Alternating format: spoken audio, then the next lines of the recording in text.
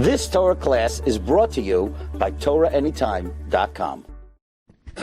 Okay, good afternoon, everyone. Shalom Aleichem, Bruchim Habayim.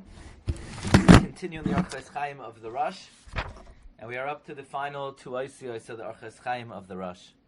Ois Kuf Lamed. We just said, don't speak sheker v'chazav. Be faithful and honorable to everyone, even to a guy. Now in Kuf Lamed, the Rosh says, Al tis'atzel lahakdim shalom l'chaladim. Do not be lazy to advance in peace to every person. Be the first one to greet your friend. Don't be lazy. Now this is interesting. There might be many motivations why somebody would not greet their friend first. It might be arrogance. It might be honor. It might be a host of bad midos.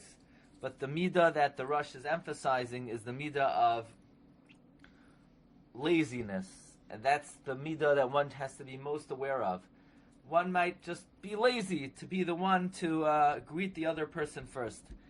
And one should never be lazy to greet the other person, even to a guy, out of the manner of peace. Now in Ois Kuf Chav Tes, the Rosh said, don't lie to anybody.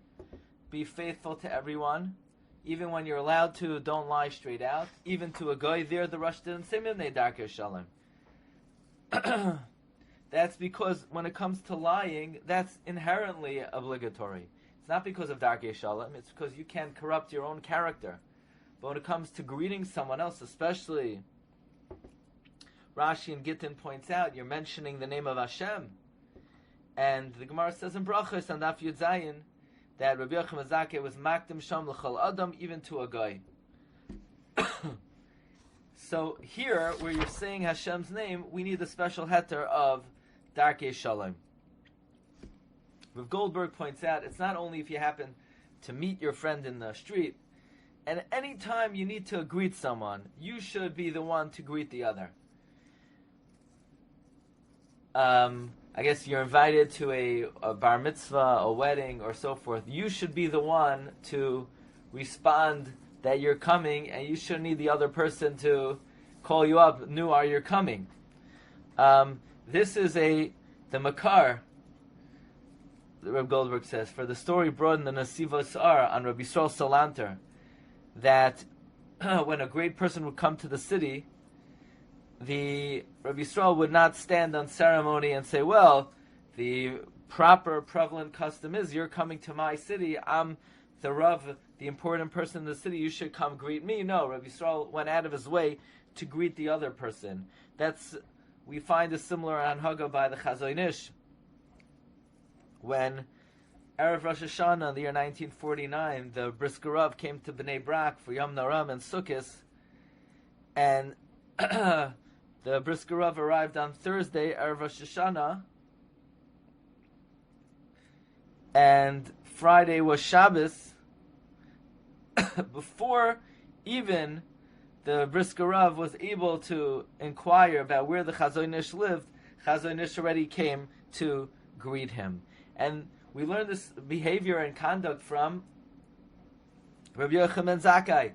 Rabbi Yochanan Zakkai, the Gemara tells us, there was nothing in this world, the Gemara in Sukkah Daf Chav Ches, that he did not forsake. Mikra he knew, Mishnah he knew, Halachas he knew. He was the head of the Sanhedrin.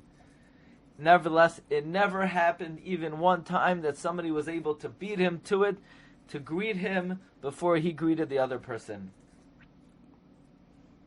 Now, we mentioned earlier that Hagoin Rabbi Yitzchak Shiner would say that Rabbi Yisrael Salanter had a special vad to teach his students the proper way to wish a good morgen. He gave a special vad, how to smile at people, how to greet people. That was a special class that Rabbi Yisrael Salanter gave. And in the Sefer Darchei HaChaim from Hagoin Rav Michal Yehuda Lefkowitz, he brings what Rav Meir Shapiro would say, that he once heard a shmuz from the Alter of Slobodka.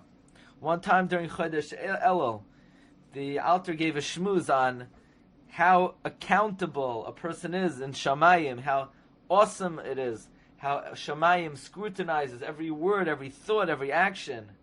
And it was like a dark time in the yeshiva. It was like a depressing time. They were thinking about the profundity of the Midas Hadin.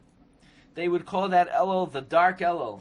And that year on Rosh Hashanah, the Alter wouldn't speak the night of Rosh Hashanah. That year on Rosh Hashanah, the Alter spoke even more sharply. And then he would end off. He said, how could a person successfully traverse a Rosh Hashanah? Only with a warm smile on their face, greeting someone, a gut Morgen. That is the best way to overcome the Midas Hadin on Rosh Hashanah. Let us now see the last ois in the Orchos Chaim of the Rosh. Ois Kuf Lamed Aleph. Al targil atzmacha la'amoid. Kiyam eitzel chacham. Ushema vehezen devarav. Do not train yourself to associate, to stand only next to a wise person and listen and be attentive to his words. Don't train yourself. Meaning, it's not enough that a person has a desire to come close to Chachamim, but you need to train yourself to do it, that it should be second nature, that you want to associate with Chachamim. But even people who associate with Chacham, sometimes they like to rub shoulders with the important people. The Rosh reminds us, Ushema vehezen devarav. Listen and be attentive to their words. That is the most important thing. Okay, so this concludes the last ois of the Orchos Chaim of the Rosh in the first edition, namely in the first Mahadura, and there are another 23 ois in Mahadura Beis. In the Sheva Musar, he says that this second part of the Sefer is a second Mahadura, and we're gonna learn that as well. But we're gonna begin that in Mitzvah Hashem after Tisha B'av. So this will be the last Orchos Chaim l'Rosh Shiur until after Tisha B'av. Thank you everybody for joining us, and may the zuchus of this limud be made for you and your families. Ad Bias Gal Tzedek. Thank you very much, everyone. Bracha v'hatzlacha, and have a great day. Kol tov. You've just experienced another Torah class brought to you by TorahAnytime.com.